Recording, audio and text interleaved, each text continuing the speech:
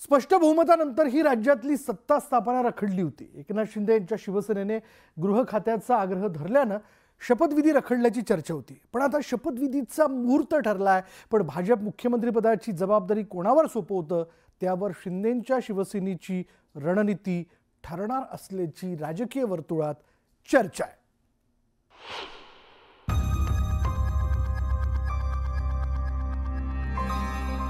राज्यात मुख्यमंत्री कोण होणार यावर शिंदेंच्या शिवसेनेची सगळी राजकीय गणितं अवलंबून असतील अशी माहिती आहे। त्यामुळे भाजपचा गटनेता कोण असेल याची उत्सुकता राजकीय वर्तुळात शिगेला पोहोचली आहे। भाजपनं राज्यात नेतृत्व बदल केला तर महायुतीतला प्रमुख घटक पक्ष असलेल्या शिवसेनेचीही समीकरणं बदलतील असा अंदाज आहे। कारण राज्यातल्या मुख्यमंत्री पदाच्या नावानंतरच एकनाथ शिंदे हे राज्यात कोणती जबाबदारी स्वीकारणार याचं उत्तर मिळू शकतं। शिंदेंनी उपमुख्यमंत्री पद स्वीकारावं असा सेनेच्या काही नेत्यांचा सध्याचा आग्रह दिसतोय।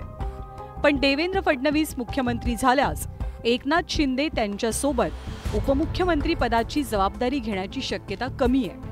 अशा स्थितीत उपमुख्यमंत्री पदासाठी शिवसेनेतल्याच काही वरिष्ठ नेत्यांची नावं चर्चेत आहेत, ज्यात गुलाबराव पाटील, उदय सामंत, शंभूराज देसाई आणि दादा भुसे यांच्या नावांचा समावेश आहे। त्यामुळे एकनाथ शिंदे स्वतः उपमुख्यमंत्री पद स्वीकारतात की दुसरा पर्याय निवडतात याचे जोरदार अंदाज बांधले जाऊ लागलेत। भारतीय जनता पार्टीने राज्यामध्ये नेतृत्व बदल करण्याचा निर्णय घेतला तर सत्तेची समीकरणं बदलू शकतात आणि त्याचा सगळ्यात पहिला मोठा परिणाम दिसू शकतो तो त्यांची जी महायुती आहे त्याच्यामध्ये।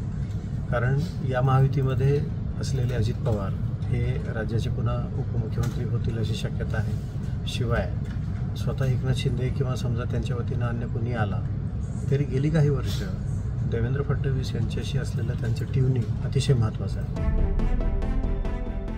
एकनाथ शिंदेंनी उपमुख्यमंत्री पदासाठी पक्षातल्या दुसऱ्या नेत्याला संधी द्यायची ठरवली तर परिस्थिती आणखी वेगळी असेल। अशा स्थितीत शिंदे स्वतः पक्ष संघटनेच्या बळकटीसाठी मंत्रिमंडळाच्या बाहेर राहतील किंवा नगरविकास मंत्रीपद स्वीकारतील असा अंदाज आहे। पण या पर्यायांची शक्यता फारच कमी असल्याचं जाणकारांना वाटतं।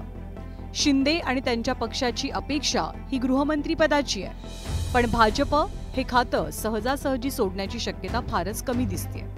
नवीन आलेल्या व्यक्तीला समजा तो अतिशय म्हणजे राज्याच्या राजकारणात नौका असेल तर मग त्याला हे सगळं समजून घ्यावं लागेल। शिवाय समजा राज्याच्या राजकारणातला असला तरी ज्यांनी उच्च पदावर काम केलं आहे त्यांचे एक आपापसातली जी समंजसपणा असतो तो यायला थोडा वेळ लागतो।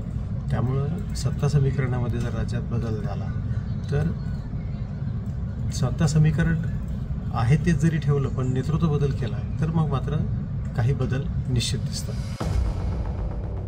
सत्ता स्थापनेत भाजपचा निश्चितच अप्पर हँड असेल, पण लोकसभेतल्या खासदारांच्या समीकरणांचा विचार करता भाजप शिंदेंना फार नाराज करण्याच्या मोडमध्येही नसेल। सध्या एकनाथ शिंदेंनी आपली सगळी बार्गेनिंग पॉवर पणाला लावली आहे। त्यामुळे राज्यातला भाजपचा पुढचा मुख्यमंत्री पदाचा चेहरा कोण यावरती शिंदेंची भूमिकाही ठरेल हे निश्चित आहे। Bureau report, news 18 Lokmat.